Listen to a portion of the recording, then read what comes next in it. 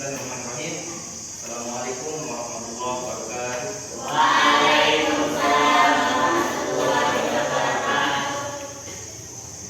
Baik, yang menghormati Ibu Guru Pamong mata pelajaran biologi kelas 10 ya Pak Abdulazian yang alhamdulillah berkenan hadir pada pagi hari ini. Semoga beliau tetap diberikan kesehatan.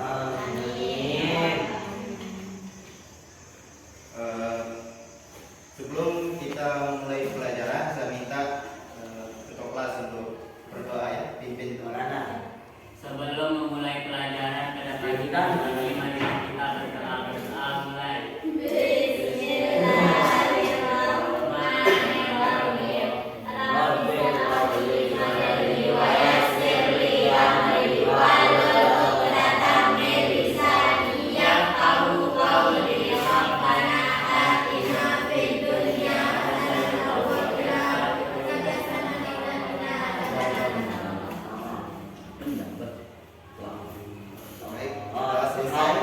Selanjutnya saya akan menanyakan kehadirannya ya. Hari ini ada yang tidak hadir? Ada. Hadir? Kalau itu saya absen terlebih dahulu ya. Pokok absen pertama yang masuk. Ya saya absen pertama. Kita mulai dari absen pertama ya. Langsung. Alza, Izin. izin ya. Kemudian Nur Fatimah, Isnaini. Baik, di sini yang hadir pada pagi hari ini 8 orang ya. Sebelum memulai pelajaran, coba perhatikan slide yang ada di depan. Gambar. Ada yang tahu ini gambar apa? Jadi ini adalah pohon tertinggi di dunia ya. Pohon ini terletak di California, Amerika Serikat. Jadi pohon ini terakhir diukur pada tahun 2019 itu tingginya sekitar 116,07 meter ya. Itu setara tingginya dengan gedung 35 lantai, coba bayangkan. Kekuasaan Allah Subhanahu wa Ta'ala. Jadi ini adalah pohon tertinggi di dunia ya. Ini masuk ke dalam spesies pohon cemara. Kalian sudah pernah lihat pohon cemara? Pernah kan? Nah. Bulan berapa? Selanjutnya coba saya bertanya kepada adik semuanya. Buaya, Apa saja ciri-ciri makhluk hidup? Ada yang tahu? Coba angkat tangan. Ciri-ciri berapa bukan itu? Ciri-ciri makhluk hidup. Tidak ada yang tahu? Jadi ciri-ciri makhluk hidup itu ada 3 ya. Yang pertama itu bernapas. Yang kedua bergerak. Yang ketiga berkembang biak. Itu adalah ciri-ciri apa tadi? Makhluk hidup. Baik, selanjutnya.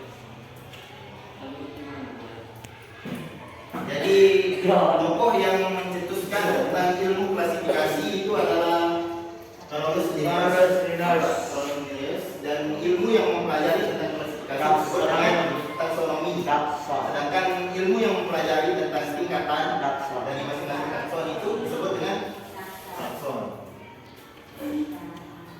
Jadi tujuan pembelajaran kita pada pagi hari ini yaitu yang pertama, siswa dapat mengetahui tujuan dan manfaat Klasifikasi makhluk hidup.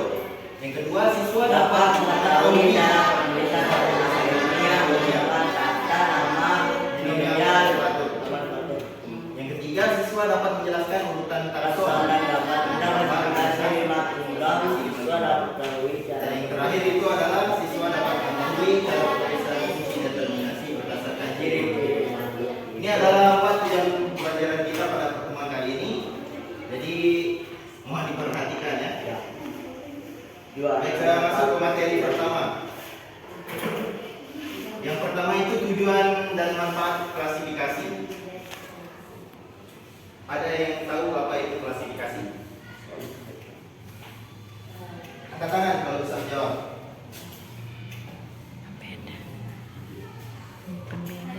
Gak ada yang tahu ya? Jadi klasifikasi itu adalah cara mengelompokkan makhluk hidup berdasarkan persamaan ciri yang dimilikinya. Jadi misalkan ada hewan, misalkan sapi dan kerbau. Di sana kan mempunyai kerabatan yang sangat erat. Jadi itu adalah cara pengklasifikasian makhluk hidup berdasarkan ciri-ciri yang dimilikinya. Selanjutnya tujuan. Tujuannya itu mengetahui hubungan kerabatan makhluk hidup. Mendeskripsikan ciri-ciri makhluk Jadi hidup. dengan kita mempelajari klasifikasi ini, kita bisa mengelompokkan hewan maupun tumbuhan berdasarkan ciri yang dimilikinya. Selanjutnya manfaat. Yang pertama yaitu pengklasifikasian melalui pengelompokan dapat mudah dalam mempelajari organisme yang beraneka ragam. Jadi coba saya analogikan. Ketika kalian disuruh untuk mencari buku oleh gurunya, dan buku tersebut berserakan, apakah kalian bisa menemukan buku yang dicari? Tidak kan? Jadi ketika bukunya sudah disusun rapi seperti di perpustakaan, jadi kalian akan bisa memilih atau mengelompokkan buku-bukunya berdasarkan mata pelajarannya. Jadi itu adalah analogi tentang pengklasifikasian ya, makhluk hidup. Lanjut ke yang nomor 2. Kita tata nama binomial yang manipulasi. Jadi pada makhluk hidup itu ada sistem penulisannya ya, disebut dengan tata nama binomial nomenklatur. Jadi penulisan ini terdiri dari 2 kata dan antara kata kedua dan ketiga diberi spasi.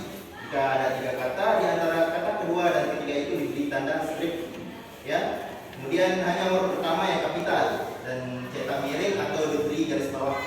Saya kasih contoh. Coba lihat slide yang di atas. Contohnya yaitu Oriza Sativa. Jadi jika penulisan tata nama ilmiah itu kita menulisnya di catatan atau di buku, kita bisa menandakannya dengan menggarisbawahkan nama ilmiahnya. Tetapi jika kalian mengetik atau menggunakan Microsoft Word untuk menulis tentang tata nama ilmiah ini, kalian cetak miring Oriza Sativa. Nanti itu akan kalian pelajari. Mungkin ketika kalian akan masuk ke jenjang perkuliahan nanti itu akan diajarkan, atau mungkin ada dari teman-teman kalian yang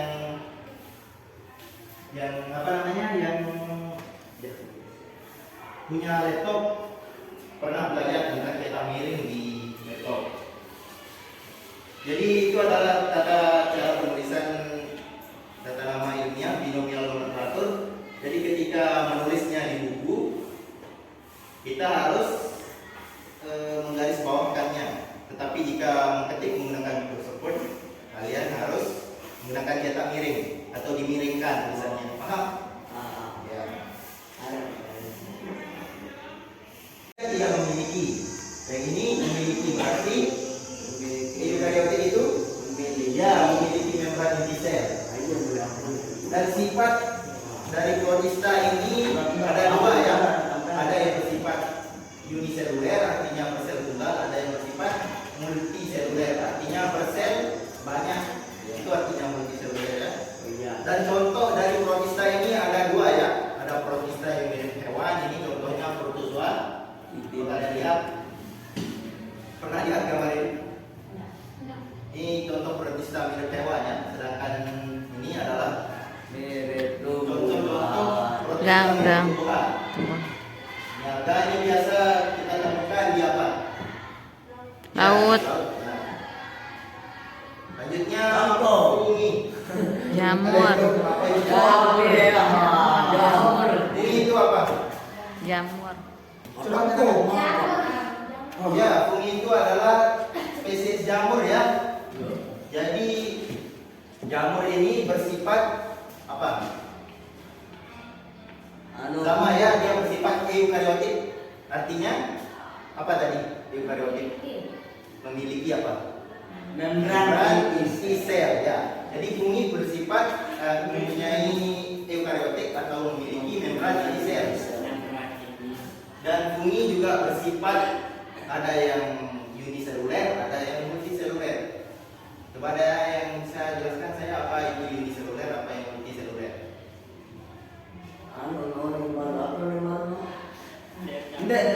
Coba saya jelaskan sekali lagi ya. Saya jelaskan sekali lagi. Uniseluler itu maksudnya bersel tunggal. Sedangkan yang multiseluler Banyak. sel banyak ya. Lebih dari satu itu maksudnya multiseluler. Dan oh ya, fungi ini bersifat heterotrof. Ada yang tahu? Ya. Coba katakan. Fungi itu bersifat heterotrof. Artinya apa? Jadi artinya fungi itu bersifat heterotrof, artinya fungi itu tidak bisa membuat makanan sendiri. Itu artinya heterotrof ya. Jadi fungi tidak bisa membuat makanan sendiri. Baik, selanjut. Selanjutnya plantae. Ada yang tahu apa itu plantae? Yang di depan kelas banyak kan di. Oh, di bagian. Apa namanya? Pohon ya, atau tumbuhan. Lalu yang mau kan Membedakan mana akar, mana batang, Jadi. seluruh. Sedangkan Pteridophyta atau tumbuhan baku kita sudah bisa melihat mana akar, mana batang dan sebagainya. Jadi itu letak perbedaannya ya. Ya. Oh ya, belum itu saya tanya tumbuhan itu bisa membuat makanan sendiri atau tidak? Hah? Apa? Tumbuhan bisa membuat makanan sendiri atau tidak? Katakan ya kalau bisa. Ya, satu. Bisa, bilang bisa. Bisa. Sampai jawab bisa coba katakan. Tidak, nggak apa-apa katakan. Jangan takut salah, nanti saya benarkan.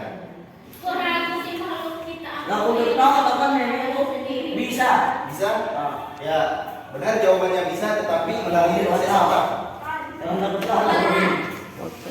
Jangan bersalah. Ya, tumbuhan itu memperoleh makanan melalui proses fotosintesis. Fotosintesis. Jadi, tumbuhan ini bersifat autotrof, artinya bisa membuat Makanan sendiri. Jangan. Apa ya? Oke, lanjut. Cuma berbiji.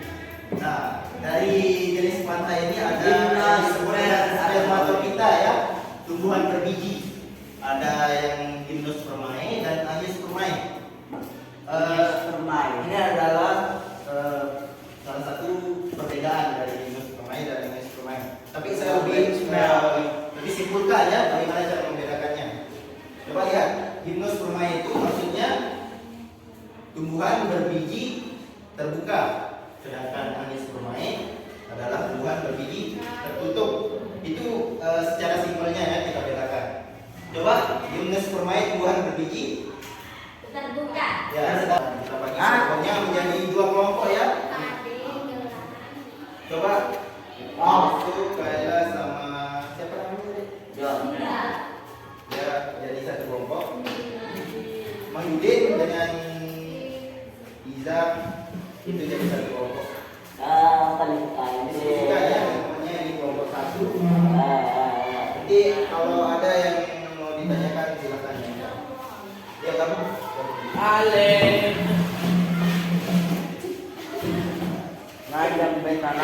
dibingungkan tanyakan ya. Tanyakan. Atau ada yang masih belum dipahami silakan.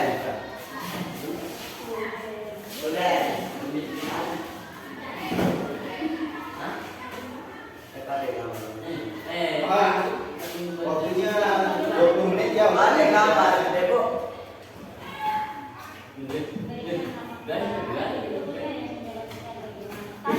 Oh iya, setelah kalian diskusi dengan kelompok nanti satu kelompok maju presentasi ya hasil. Nanti saya tunjuk Iza sama Yusuf ya kalau di kelompok. Udah ya. Anggota kelompok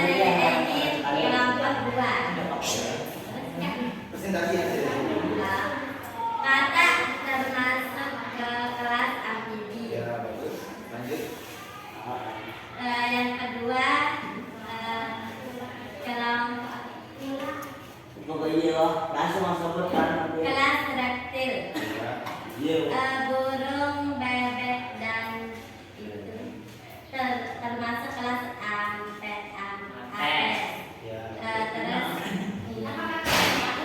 kanguru, harimau, kucing, dan termasuk kelas mamalia. Good. Kelompok tumbuhan yang termasuk dalam Angiospermae adalah 1. Mangga, 2. Hibiscus rosa sinensis, 3. Manihot utilissima. Udah kan? Tepuk tangan untuk kelompok 2. Silakan kelompok 1 itu. Assalamualaikum warahmatullahi wabarakatuh. Saya dari kelompok 1 ingin mempresentasikan Hasil diskusi kelompok. hasil diskusi kelompok.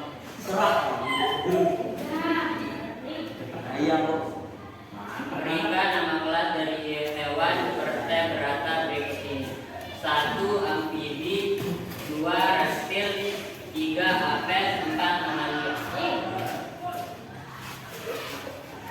Kelompok tumbuhan di atas yang termasuk ke dalam Angiospermae adalah 1. Mangifera indisa, 2.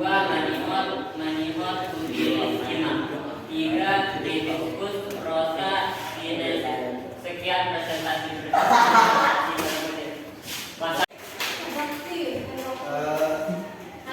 Terima kasih. Saya ucapkan kepada semua kelompok. Jawabannya sudah bagus semua ya. Tapi saya perjelas lagi ya. Jadi yang pertama coba lihat LKPD-nya masing-masing.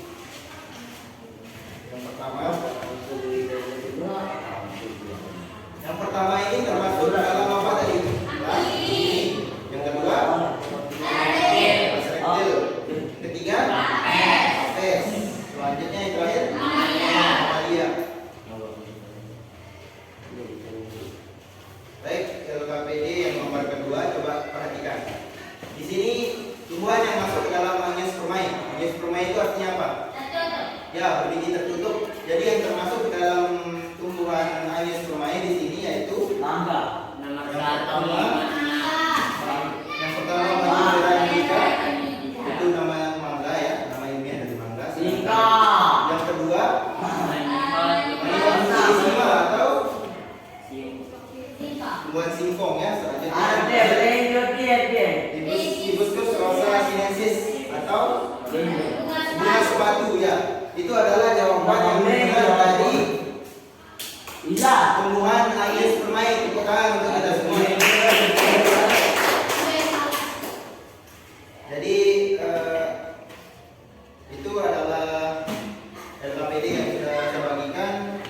Saya yakin kalian sudah paham ya tentang materi ini. Terima kasih. Sebelum itu, mari sama-sama kita simpulkan materi yang sudah kita pelajari pada pagi hari ini. Baik, tadi materi yang sudah kita pelajari kita simpulkan sama-sama ya materinya. Yang pertama yaitu apa? Tentang apa tadi? Tujuan dan manfaat klasifikasi. Yang kedua, penulisan tata nama ilmiah binomial nomenklatur atau yang ini ya. Coba ini yang pertama. Ini yang ketiga, bukan. Yang kedua, sistem tata nama penulisan binomial nomenklatur. Sedangkan yang ketiga apa tadi? Yang ketiga. Ada yang tahu?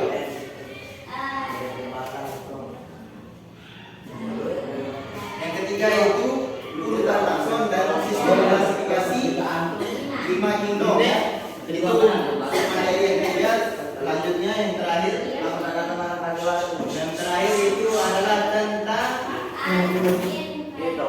apa ini? Ya, kunci determinasi. Itu adalah materi kita tentang klasifikasi makhluk hidup. Terdapat 4 materi dari pertama, tujuan dan manfaat klasifikasi. Yang kedua, penulisan tata nama binomial nomenklatur. Yang ketiga itu apa? Urutan takson dan Lima kingdom. ya sistem klasifikasi 5 kingdom. Dan yang keempat, kunci determinasi. Itu adalah submateri dari klasifikasi makhluk hidup yang sudah kita pelajari pada pagi hari ini, dan alhamdulillah semuanya sudah paham ya. Ya. Allah. Baik. Jadi saya ucapkan terima kasih kepada adik-adik semua, siswa siswi atau peserta didik kelas 10 Rumah Al-Ghasia, sudah memberikan presentasi yang tadi sudah dengan sangat baik ya. Dari kelompok 1 perwakilannya itu Yusuf dan kelompok 2 Iza ya. Terima kasih. Mari kita berikan tepuk tangan untuk kalian semua.